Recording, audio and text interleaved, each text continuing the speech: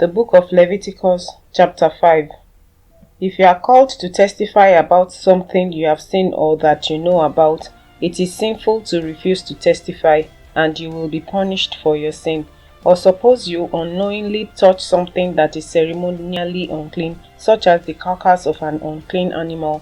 When you realize what you have done, you must admit your defilement and your guilt. This is true whether it is a wild animal, a domestic animal, or an animal that scurries along the ground. Or suppose you unknowingly touch something that makes a person unclean.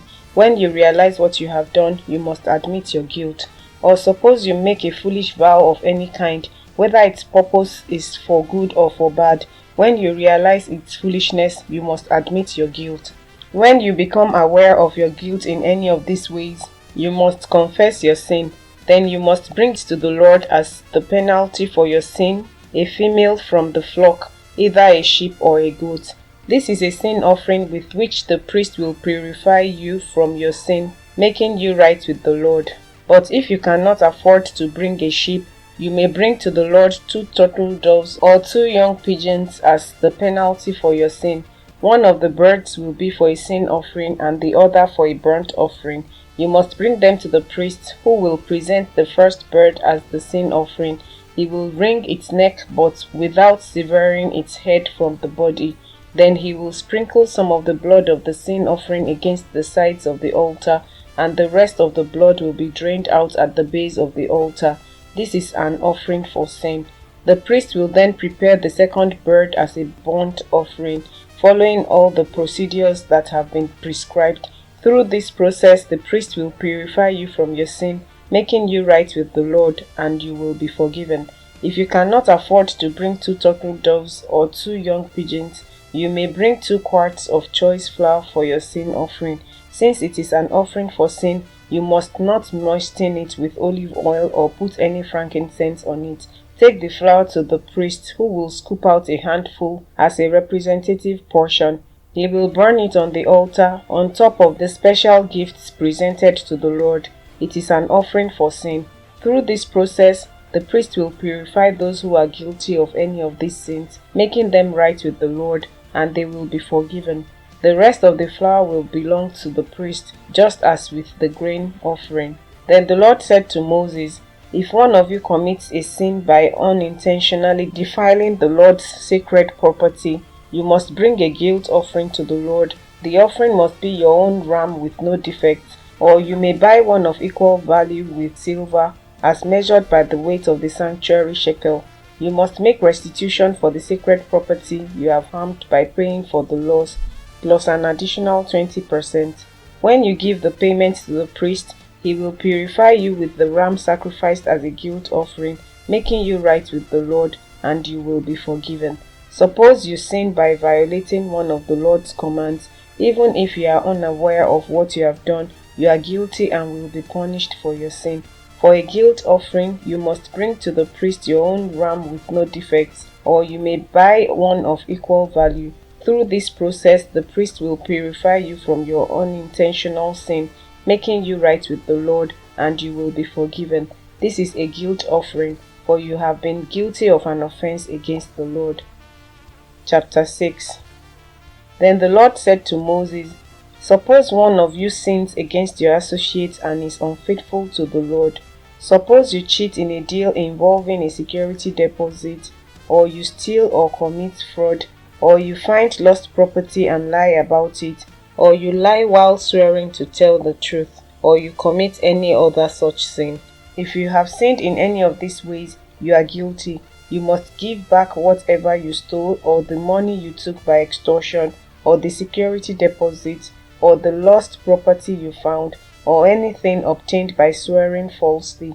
You must make restitution by paying the full price plus an additional 20% to the person you have harmed. On the same day, you must present a guilt offering. As a guilt offering to the Lord, you must bring to the priest your own ram with no defects, or you may buy one of equal value.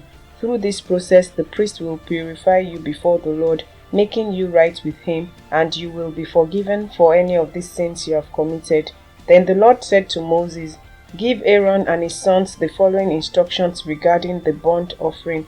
The burnt offering must be left on top of the altar until the next morning, and the fire on the altar must be kept burning all night. In the morning, after the priest on duty has put on his official linen clothing and linen undergarments, he must clean out the ashes of the burnt offering and put them beside the altar. Then he must take off these garments, change back into his regular clothes, and carry the ashes outside the camp to a place that is ceremonially clean. Meanwhile, the fire on the altar must be kept burning. It must never go out. Each morning, the priest will add fresh wood to the fire and arrange the burnt offering on it. He will then burn the fat of the peace offerings on it. Remember, the fire must be kept burning on the altar at all times. It must never go out. These are the instructions regarding the grain offering. Aaron's sons must present this offering to the Lord in front of the altar. The priest on duty will take from the grain offering a handful of the choice flour moistened with olive oil, together with all the frankincense. He will burn this representative portion on the altar as a pleasing aroma to the Lord. Aaron and his sons may eat the rest of the flour, but it must be baked without yeast and eaten in a secret place within the courtyard of the tabernacle. Remember, it must never be prepared with yeast. I have given it to the priests as their share of the special gifts presented to me. Like the sin offering and the guilt offering, it is most holy. Any of Aaron's male descendants may eat from the special gifts presented to the Lord. This is their permanent right from generation to generation. Anyone or anything that touches these offerings will become holy. Then the Lord said to Moses, on the day Aaron and his sons are anointed, they must present to the Lord the standard grain offering of 2 quarts of choice flour, half to be offered in the morning and half to be offered in the evening. It must be carefully mixed with olive oil and cooked on a griddle. Then slice this grain offering and present it as a pleasing aroma to the Lord. In each generation, the high priest who succeeds Aaron must prepare this same offering. It belongs to the Lord and must be burned up completely. This is a permanent law. All such grain offerings of a priest must be burned up entirely. None of it may be eaten. Then the Lord said to Moses, give Aaron and his sons the following instructions regarding the sin offering. The animal given as an offering for sin is a most holy offering, and it must be slaughtered in the Lord's presence at the place where the burnt offerings are slaughtered. The priest who offers the sacrifice as a sin offering must eat his portion in a sacred place within the courtyard of the tabernacle. Anyone or anything that touches the sacrificial meat will become holy. If any of the sacrificial blood splatters on a person's clothing, the soiled garment must be washed in a sacred place. If a clay pot is used to boil the sacrificial meat, it must then be broken. If a bronze pot is used, it must be scoured and thoroughly rinsed with water. Any male from a priest's family may eat from this offering. It is most holy. But the offering for sin may not be eaten if its blood was brought into the tabernacle as an offering for purification in the holy place. It must be completely burnt with fire. Chapter 7. These are the instructions for the guilt offering. It is most holy. The animal sacrificed as a guilt offering must be slaughtered at the place where the burnt offerings are slaughtered, and its blood must be splattered against all sides of the altar.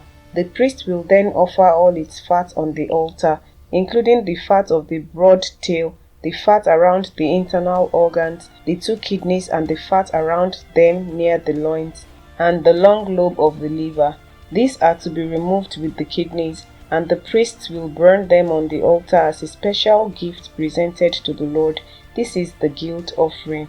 Any male from a priest's family may eat the meat. It must be eaten in a sacred place, for it is most holy. The same instructions apply to both the guilt offering and the sin offering. Both belong to the priest who uses them to purify someone, making that person right with the Lord. In the case of the burnt offering, the priest may keep the hide of the sacrificed animal. Any grain offering that has been baked in an oven, prepared in a pan, or cooked on a griddle belongs to the priest who presents it. All other grain offerings, whether made of dry flour or flour moistened with olive oil, are to be shared equally among all the priests, the descendants of Aaron. These are the instructions regarding the different kinds of peace offerings that may be presented to the Lord. If you present your peace offering as an expression of thanksgiving, the usual animal sacrifice must be accompanied by various kinds of bread made without yeast, thin cakes mixed with olive oil, wafers spread with oil, and cakes made of choice flour mixed with olive oil. This peace offering of thanksgiving must also be accompanied by loaves of bread made with yeast. One of each kind of bread must be presented as a gift to the Lord. It will then belong to the priest who splatters the blood of the peace offering against the altar. The meat of the peace offering of thanksgiving must be eaten on the same day it is offered. None of it may be saved for the next morning. If you bring an offering to fulfill a vow or as a voluntary offering, the meat must be eaten on the same day the sacrifice is offered, but whatever is left over may be eaten on the second day. Any meat left over until the third day must be completely burned up. If any of the meat from the peace offering is eaten on the third day, the person who presented it will not be accepted by the Lord. You will receive no credit for offering it. By then the meat will be contaminated. If you eat it, you will be punished for your sin. Meat that touches anything ceremonially unclean may not be eaten. It must be completely burned up. The rest of the meat may be eaten, but only by people who are ceremonially clean.